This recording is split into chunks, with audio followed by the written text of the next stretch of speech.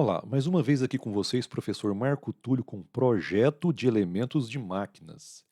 Hoje vamos tratar de freio barra embreagem a disco, utilizando a teoria da pressão uniforme. Então vamos lá. Bom, pessoal, antes de mais nada, é bom a gente fazer uma explanação aqui a respeito, conceitualmente falando, né, do que é freio, o que é embreagem, né, de um modo geral, né. Como a gente está falando de disco, a gente vai utilizar freio barra embreagem de disco para fazer essa explanação, tá? Então vamos lá. O freio a disco, né? Esse aqui é um freio típico aí de aplicação automotiva, né? O próprio nome fala, um disco, está acoplado ao eixo, né? Temos a pinça ou caliper, né? Que vai abrigar aqui as pastilhas e que tem um circuito hidráulico que faz com que as pastilhas sejam pressionadas contra o disco e que promova a frenagem, tá? Então, em termos esquemáticos, né, é assim que funciona, né? Tem um circuito hidráulico, vai injetar um fluido que vai apertar, né, vai pressionar adequadamente aqui a pinça para que a pastilha possa comprimir aqui o disco e promover o atrito aqui nessa interface, tá? Então é bem simples mesmo, só para vocês entenderem, né? A gente não está entrando no mérito, vou projetar um freio tecnologicamente falando, as partes, né, a gente vai projetar, de dar dimensões para o freio, né? Quando a gente fala projetar, é dar dimensões, tá? Não é dar a solução tecnológica final, mas dar as dimensões desse elemento, né? Então é justamente nessa interface que o atrito vai acontecer e vai dissipar energia em forma de calor, tá? Então vamos partir aqui para o princípio de funcionamento da embreagem, né? Qual que é o papel da embreagem? É isso aqui, gente, ó. Lado cinza aqui é o lado que está acoplado o meu motor, né? Isso aqui é só um conceito, viu, gente? E o lado azul é o equipamento. Então vocês percebam, a barra esquerda vertical é a velocidade angular do motor e a barra da direita, em azul, é a velocidade angular do equipamento. À medida que o disco de embreagem já vai chegando, aproxima, causa uma pressão, ocorre atrito e vai aumentando o atrito, vai transferindo o torque. Então vai ter uma força de atuação e a força cresce, né? Ó, aqui tá zero. Fica pequenininho aqui, aí cresce a força, aumenta a velocidade, né? Angular. Então, a embreagem, conceitualmente falando, ela permite o fluxo de potência de um ponto A para um ponto B.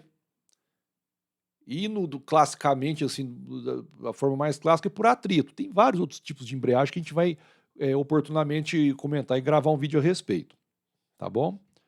Então é ali, ó, tem até uma simbologia aqui, ó, tem atrito, tem calor ali. Olha lá. Aumentou a força e aumentou a velocidade, tá? E o freio? O freio é parecido, o princípio. O conceito, inclusive, as formulações são as mesmas. Então, olha só, o equipamento agora está em cinza. Então, à medida que o freio se aproxima lá, ó, à medida que a ação do freio aumenta, a velocidade do lado esquerdo que diminui por conta do atrito, né? Então, o freio, conceitualmente, é a mesma coisa da embreagem, só que ele não permite fluxo de potência. Ele vai ser dissipado e reduzido a velocidade. Essa é a função do freio. Controlar a velocidade no sentido da redução, da dissipação. Então, mas a interface em si, é isso que eu quero que vocês entendam, é a mesma entre freio e embreagem. Exatamente a mesma, tá bom? Isso aqui é só um conceito simples, tá bom? Para a gente entender o que está por trás aí dessa ocorrência, tá? Então, o freio está limitado. Aqui tem outro exemplo, né? Já imaginando aqui uma situação mais próxima do real, né? Então, olha só, eu tenho aqui em azul é o disco, o eixo do motor está aqui. O que vai acontecer? o operador aciona para livrar o disco do contato. Aí, quando o operador tira a ação, a pré-carga da mola pressiona o disco azul aqui, aí que vai transferir o fluxo de potência. Ó, aqui está girando, e perceba que o lado laranja aqui só gira quando tem o contato total do azul, ó lá, ó. Então, lembrando que isso é como se fosse uma válvula normalmente fechada. Sem ninguém fazer nada, a pré-carga da mola que deixa grudado. A exemplo que acontece quando você está dirigindo um veículo, né? Você pisou na embreagem, é justamente essa ação do operador, você desacopla o movimento. Pisou, tirou o pé da embreagem, a pré-carga da mola que vai acoplar o movimento. Tá certo? Então é isso que acontece. E vamos então dar continuidade aqui a esses tópicos. Então, olha só, tem um freio aí, né? A bolinha ali só para representar que o disco tem, é a parte que gira, né? E essa pinça aqui é a parte fixa. Então, o que acontece, né? O tempo está correndo aí, né? Está usando o freio e o tempo está correndo. E o que vai acontecer aqui, ó? A pastilha de freio nova, classicamente, ela atende à teoria da pressão uniforme. O que é isso? É isso aí, gente, ó. Eu tenho uma força FA constante, então à medida que o tempo vai passando, o freio vai desgastando e é assumida a pressão uniforme em toda a interface aqui. Isso é uma hipótese que é assumida, né? É um modelo, né? É uma teoria, então é assumido dessa forma. Só que na prática não é, certo? Mas assume-se essa hipótese. Então, à medida que vai se desgastando, o que vai acontecendo? Vai tendo uma migração aqui de a pastilha gasta aqui, ó. A pastilha ela vai começar a gastar e vai ter uma nova configuração. Olha que interessante, ó.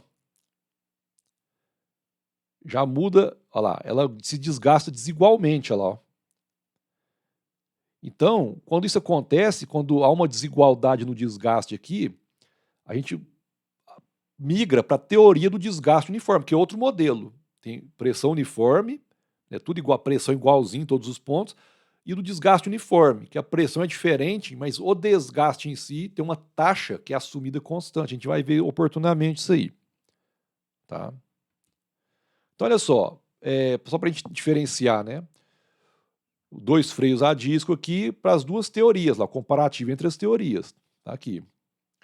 Então, aqui é o raio interno do disco, o raio externo, para os dois casos. Aqui embaixo, em laranja, aqui, a gente tem o gráfico com a pressão constante, então está assumindo a pressão constante do raio interno até o raio externo. Então, pressão constante. É onde que todo mundo desgasta igualzinho, vai desgastando igual.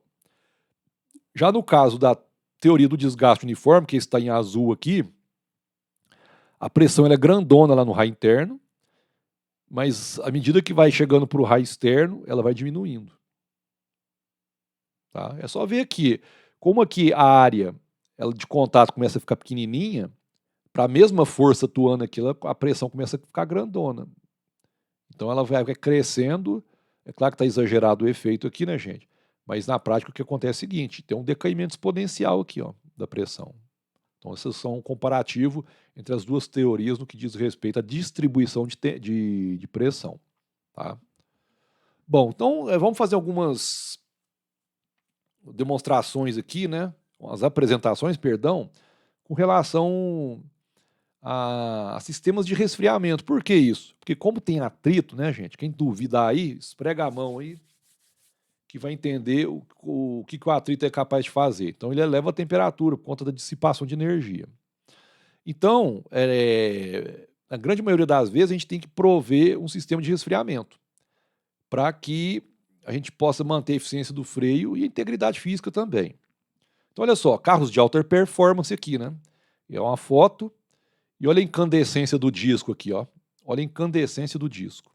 Ou seja, tamanha quantidade de energia que foi dissipada aqui para chegar nesse nível de incandescência, certo? Então, isso aí é muito ocorrente. Não sei se vocês já viram Fórmula 1, o carro chega no box, no treino, chega um cara com um ventilador assim em cima do freio. Em cima do freio para resfriar. Tamanha a necessidade de resfriamento. Tá? Isso aqui é no limite, né? Isso aqui é uma bancada de testes. Olha só, um freio a disco em teste. Olha o que acontece. Vai chegar um nível de aquecimento que vai começar a colapsar e vai depor contra a integridade estrutural dos elementos adjacentes ali, né? Do próprio disco, né? Então é um negócio muito grave, não dá para fechar os olhos com relação a esse efeito aí, tá bom?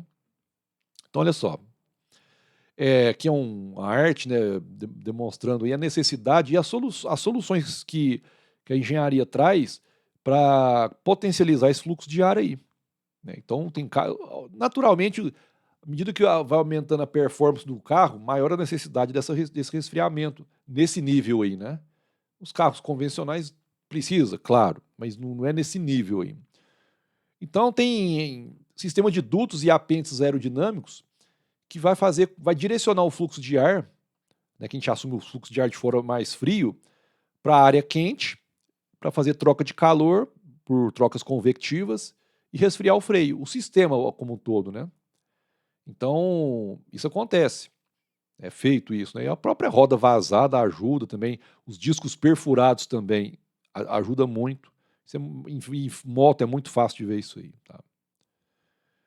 Outro exemplo aqui também, né, os sistemas de dutos, né, tem uns mangotes aqui que canalizam, drenam o ar, né, para concentrar o fluxo em cima do sistema de freio.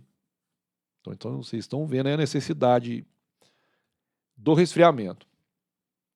Isso aqui na aplicação em moto, né, eu já falei, essas furações aqui, ó, também tem a participação para maximizar a troca de ar, no sentido do resfriamento. Aí o cara pensa, não, mas a moto já é toda exposta, né, para que eu colocar um sistema aqui para forçar? Pois é, para vocês verem, né? Então tem tipo um Venturi aqui, né?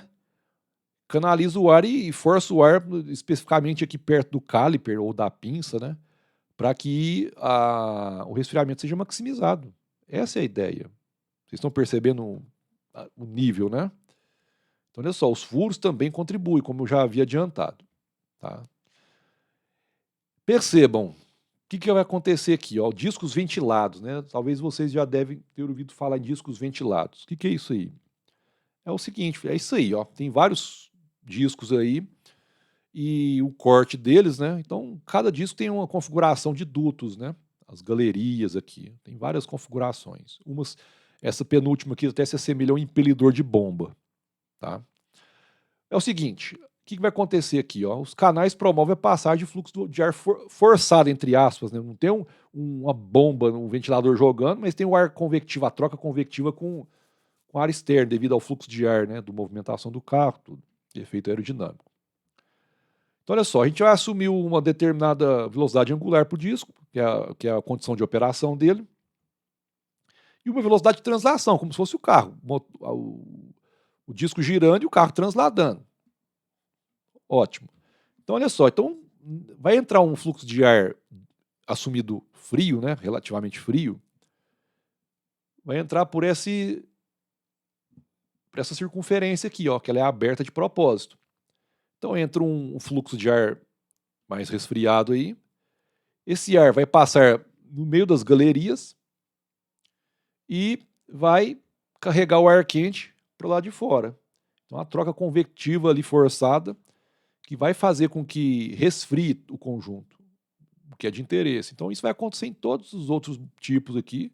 É claro, por caminhos diferentes, mas conceitualmente é isso que acontece. Tá? Tem um efeito, né? Por que a gente está falando tanto de aquecimento? Né? Porque o aquecimento ele é danoso, ele é prejudicial ao desempenho do freio, certo? Ele é danoso. O pessoal chama de brake fading effect, né? O que é isso, né? Olha só, isso aí é um veículo, né, em operação, olha lá o duto de ar, e olha a incandescência do freio. E olha a incandescência. Então, o que isso causa na prática, né? Na prática é o seguinte: se a gente pega um material típico, né, de guarnição, né, ou seja, aquele que compõe a pastilha, ele tem um coeficiente de atrito, certo? Lá já caracterizado do material, que ele decresce com o aumento da temperatura. Ou seja, quanto mais aquecido o meu freio está, menor vai ser meu coeficiente de atrito. O que é tudo que a gente não quer. É tudo que a gente não quer. Então, sabedores disso, né? Então, não é à toa que tem todo esse esforço de engenharia para prover soluções tecnológicas para resfriar o freio. Certo? E é claro, né, tem os materiais de alto desempenho que eles mantêm esse coeficiente de atrito num nível aceitável por uma faixa maior de temperatura. Bom, é de alto desempenho. É lógico que o preço é pago por isso, né? O material mais caro, de aplicação mais nobre, né? De maior responsabilidade, né? Então é isso que acontece. Então a gente tem que, sempre que possível, operar o equipamento de forma prudente para evitar esse efeito aí, que é o fade, né, que o pessoal chama aí. Bom, então a comparação dessas duas figurinhas aqui, que é o seguinte: quando o freio ele atinge a incandescência, depois resfria, atinge a incandescência de novo, depois resfria. Esse efeito, gente, ele é acumulativo. Então, se a pessoa ela faz mau uso do equipamento, eu estou generalizando, né? Carro, né? Do equipamento, faz mau uso, uma frenagem inadequada, superaquece desnecessariamente. Então, aquece, resfria. Isso vai promovendo na superfície do material um negócio chamado vitrificação. É isso mesmo, vitrificação. Ou seja, ele vai tomar um aspecto de vidro. E a gente sabe, se pegar o vidro assim, o vidro é bem liso, né? É bem liso. Tudo que a gente não quer para o material de guarnição de freio. Então ele vai atingir esse aspecto vitrificado, fica até mais brilhante. Enquanto que o material típico, ele tem uma aparência mais fosca. Tá? Então é um efeito acumulado, não dá para ficar. Tem gente que gosta de dirigir, né? E dar aqueles freadão em cima. Isso aí é uma tolice técnica, né? É um impropério de operação, assim, que não, só depõe contra o bolso, né? Porque o cara vai trocar mais vezes aquela pastilha lá. Tá? Então, muito cuidado com isso aí. Efeito acumulativo. Cuidar com isso aqui. Tá? Bom, isso aqui é uma tabelinha que está até em inglês, nem traduzi, mas não tem muito segredo, né? A tradução dela é mais simples, né? A fonte é o livro do Juvenal, do Fundamentals of Machine Components Design, do Juvenal, um bom livro até, que ele coloca aqui alguns materiais típicos, né? O coeficiente de atrito e as pressões máximas, que é justamente aquilo que a gente já viu, não ainda, né, a disco, mas nos vídeos lá de freio a cinta diferencial e freio de cinta simples, que eu vou deixar até o card para vocês deram uma olhada lá, que é o P máximo, né? Aqui está em PSI, não é assim, no quilopascal. E as temperaturas de limite, né, para operação. Então aqui tem moldados, tem tecido, né, woven ou lona, né? Materiais sinterizados, cork, cortiça, wood madeira, cast iron, ferro fundido, né? Então, enfim, a gente tem aí uma lista de materiais, os respectivos coeficientes dinâmicos de atrito típicos, né? Perceba que tem uma faixa, e suas resistências. Então, isso será utilizado no projeto. Tá? Uma tabelinha típica. Aqui está uma tabela também, só que aqui considerando o freio operando em óleo, né? Como em óleo? Às vezes a demanda de torque é tão alta, a dissipação é tão grande, que faz necessário o uso de óleo para ajudar até na refrigeração do freio, né? Mas paga-se um preço, né? Ele vai refrigerar, ótimo, mas vai diminuir o coeficiente de atrito. Então, tudo tem que tá considerado no projeto, certo? Tudo tem que estar lá sendo contemplado de forma adequada. Bom, caminhando, né? Agora sim, na parte do desenvolvimento em si, o uso da teoria da pressão uniforme, né? O que a gente vai fazer aqui, né? Tem uma certa área ali, que vocês estão vendo em azul. Tem uma área aqui, que a gente vai pegar e o disco visto de lado, um disco típico, né, em marca d'água. A gente vai colocar algumas referências para traçar alguns parâmetros. Então, olha lá, ó, a área lá da pastilha, o raio interno, o raio externo, RI, RO. E vamos começar aqui, né? O que a gente precisa fazer? A exemplo que fizemos lá em freio de cinta simples e diferencial, a gente tem que dividir isso aqui em elementos, né? Então tem um ângulo θ de varredura total, que mede a pastilha, e eu vou dividir isso aí num elemento, né? Claro que está exagerado para efeitos didáticos, mas eu vou montar um elemento aí de área, tá? Então esse elemento de área, a varredura dele é um infinitésimo de ângulo, dθ. O raio que posiciona esse elemento é o raio R qualquer. O incremento de raio é o dr. Então a minha área é tão somente o produto do comprimento do arco, que é r dθ, vezes o dr. Porque isso aqui, como isso aqui, o dθ é extremamente pequeno, aqui não está, porque a gente exagerou para ser didático, mas isso aqui se aproxima de um retângulo, cuja área é essa aqui que a gente está vendo. Então o elemento de área mede dr e r dθ. Tá? Então se a gente integrar isso aí, do jeito que está montado aqui, a gente sabe que a área total é dada por essa expressão aí. Integralzinha simples, né? Dupla, mas é tranquila. Bom, e a gente sabe também que pressão, por definição, é uma carga sobre uma área. Como a gente está tratando um nível elementar, então é o elemento de força de atuação, que ele é normal ao plano da tela que vocês estão assistindo aí, sobre o elemento de área. E aí o elemento de área a gente já conhece a expressão que está aqui.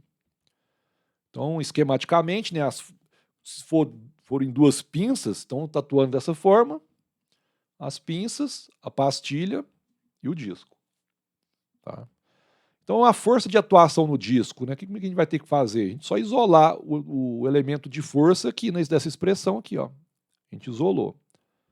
Integrando isso aí, a gente tem todas as expressões, a gente encontra que a força de atuação ela atinge essa cara aí. Então, já conhecemos agora a força de atuação.